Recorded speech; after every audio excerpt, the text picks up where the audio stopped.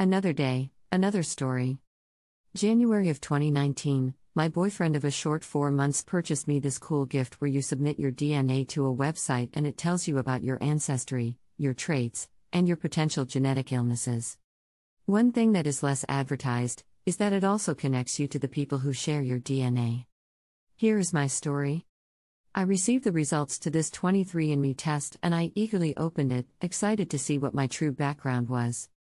I am racially ambiguous, and although we've always grown to believe we are biracial, 3/4 black and 1/4 white, I was always too pale to be only 1/4 white. I constantly got the question of what's your background, what is your mix, and whenever I would respond, it would always receive a defiant answer of no way. I don't believe that. You don't look like that. After 27 years, I managed to master this what is your background question down to a science so that no one would have follow-up questions or comments, breaking my response down to my exact percentage of what I was, racially. At 27 years old, my truth and those answers were shattered. From this test, I learned that I had a half-sibling. I remember first learning this, laughing, thinking what a joke. This is obviously not real. But it haunted me all night long. I had a horrible feeling. I had to find out if this website was legit. I asked my boyfriend, "Hey, how accurate is the information they give you?" He boasted of how great the site was, how reputable it was, and how innovative the technology was for us to discover the truth about our genetic makeup. So I then told him, "Well, it says I have a half-sibling." His only response was fuck. This half-sibling was odd to me. My parents were married, I had only ever known of one other sibling, my sister, and to make matters even more confusing, this half-sibling lived in a country that my parents would have never gone to. How could this be? Who was her father? Who was my father? I told only 3 people close to me and they all said the website must have made a mistake. They didn't believe what this could mean for me and my family and tried to comfort me by telling me perhaps it was all a huge mistake.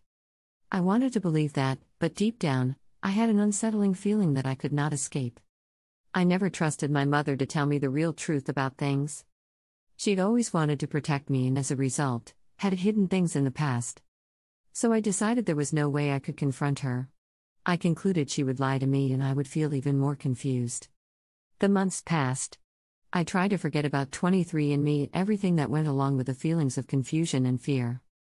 Every now and then I would hear stories similar to mine and wonder if this website was truly valid. But each time, I swept it under the rug and I tried to forget. It was much easier that way. It was 11 months later when another half-sibling reached out to me. I will never forget this person. This person changed my life, gave me a safe space to share the new information we were both about to receive, and this person pushed me to speak to my mother because I deserved the truth. After several pushes from my half-sibling and several martinis later, I finally confronted my mother in tears, hysterically, "Tell me the truth about my conception right now." Indeed. I was conceived through sperm donation. My father was not my real father. I would never know my real father or the person who created the other half of me. I was now an entirely different race. Half Hispanic and half black. I had to relearn my new identity. I was not angry with my mom. My parents desperately wanted children, I understood that. How devastating it must have been for them to learn that my father was infertile and could not create life, a gifted human function that people take for granted every single day.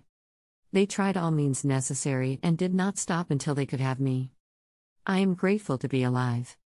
I think what I have taken from this experience is the following that I would like to share and help others understand. 1.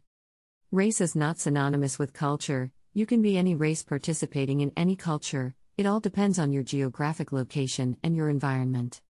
2. Family can sometimes be who you choose and not what your blood tells you. 3. Blood does not make someone your family. 4.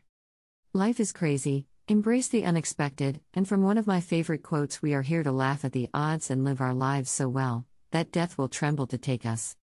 Our family does not talk about what happened. We have all been sworn to secrecy. Even my father does not know the truth. They tried both the donor's sperm and his sperm, hoping one would get my mother pregnant, which it eventually did.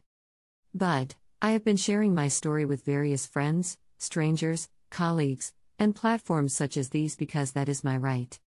I am grateful that my parents did what they did, because without my donor, I would not be alive, but I deserve to have my voice heard and to share my story. Thank you, and having you here was a privilege to me.